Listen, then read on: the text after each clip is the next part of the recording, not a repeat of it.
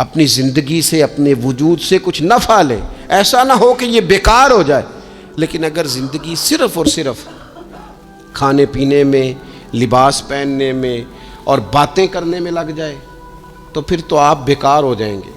پھر تو محسوس ہوگا کہ جیسے انسان نہ خوابوں کی دنیا میں زندہ ہے، باتوں کے ساتھ اپنے دل کو مطمئن کرتا ہے۔ اس نے اچھا لباس پہن لیا ہے، بس آئینے میں اپنے آپ کو دیکھ کے خوش ہوتا رہتا ہے، طرح طرح کے کھانے منگاتا رہتا ہے، بس زبان کے ذائقے پورا کرتا رہتا ہے۔ امام طبرانی حدیث لائے ہیں، رسول پاک صلی اللہ تعالیٰ علیہ وسلم نے فرمایا میری امت میں ایسے لوگ آئیں گے جو رنگ برنگے کھانے کھائیں گے، انواع و اقسام کے مشروبات استعمال کریں گے، طرح طرح کی زیب و زینت کریں گے اور منہ پھاڑ پھاڑ کے باتیں کریں گے، منہ کھول کھول کے گفتگو کریں گے۔